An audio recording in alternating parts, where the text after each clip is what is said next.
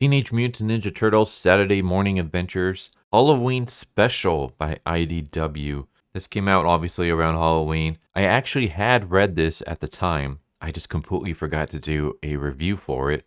So I want to thank Sam Little for bringing this up to me because I want to make sure that I cover all the Saturday Morning Adventures Turtles run. This is going to be a review for an older issue, but let's do it. So we start off with basically some kids at a campsite telling a scary story when they get attacked by a Mothman wearing a jumpsuit with hook hands and carrying a chainsaw. This is Hook Hand Mitch. And it turns out that this is a horror film that Michelangelo is watching along with the rest of the turtles. And Splinter is a party pooper, and he shuts it off before they can finish seeing what happens to the kids. And he basically explains that you guys have to go patrol. And they don't want to because it's Halloween. And at Halloween, all the crazy people come out. And so they don't want to deal with all that. But they go anyways. And that's when they get attacked by Creepy Eddie. Creepy Eddie, for anyone who never watched the original cartoons, is basically Freddy Kruger, but from a different dimension. It's like if Freddy Kruger was an alien, that would be Creepy Eddie.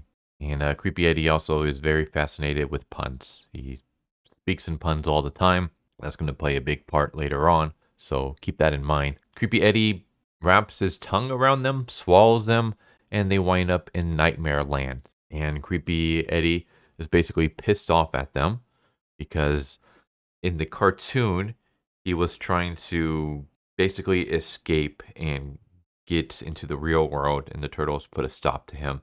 So now he's getting payback. He's in the middle of another pun when his lawyer shows up, and his lawyer is Phil, and Phil basically is there to make sure that he stops using puns and also things about like trademarks. He's basically there to make sure that Creepy Eddie stays within the rules. And so the rules for this game that Creepy Eddie forces the turtles to play is that they have to follow this yellow brick road. And I like how he says, here's the yellow brick road. And then Phil pops up and says, which is in the public domain. And he basically tells them, you got to reach the end of this road before midnight, and I'll send you home. But if you can't, then you're going to be trapped here forever with me. Turtles basically have to make it onto this road.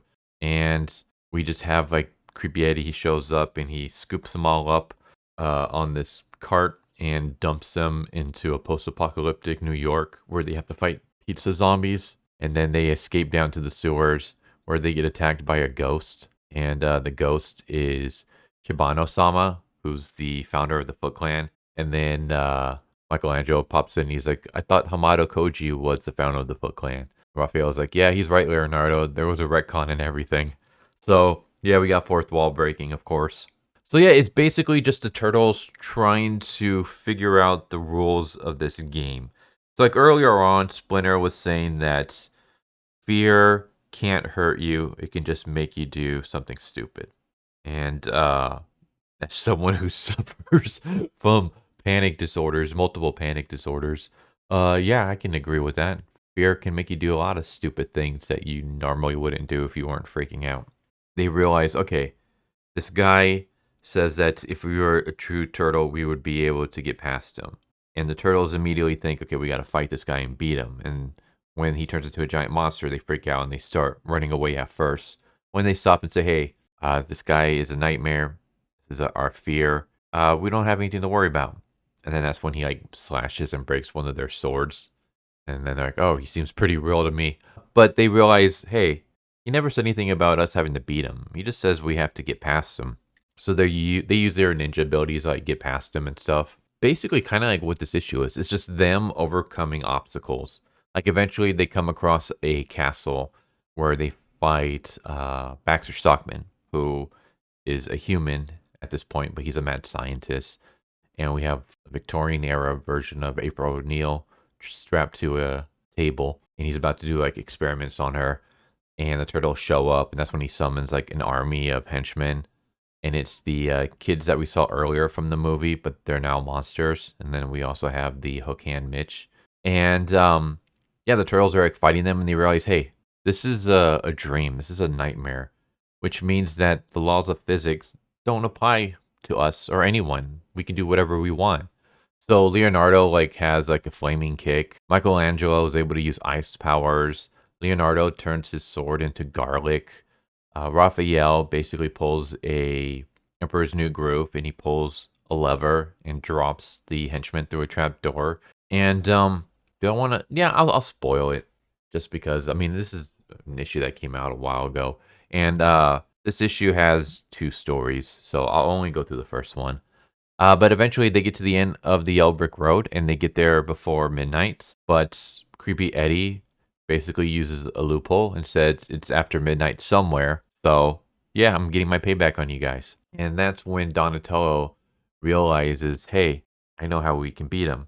The lawyer earlier was reprimanding Creepy Eddie for using too many puns. So let's just keep forcing him to use puns. So they basically force Creepy Eddie to just keep using puns. Like they taunt him and stuff about how he's never going to catch them and they're going to win and things. And Creepy Eddie, when he talks, he tends to talk in puns. So he keeps punning. And he puns so much that the lawyer shows up and basically says, I warned you about the puns, Eddie. Like you broke the agreements. So you're not going to be able to escape. So then these like devil hands pop out of the ground, grab Creepy Eddie and pull him into hell. And then meanwhile, the turtles are able to kind of quote unquote trick the lawyer into freeing them by basically saying, hey, Phil, can you send us home? And he says, why should I? And Donatello says, well, because Eddie would hate knowing that we got away. He's like, well, that works for me. So then the turtles go back home. Yeah, that's basically it. The turtles are free. And then there's a whole other story. So yeah, that's about like half the issue. Half the issue is this adventure. And then the other half is Shredder and Krang and their misadventures during Halloween. I won't go into that one though, just because I don't want to spoil everything. Like, go check out this issue. I'm sure you can find it pretty cheap now since it's been months.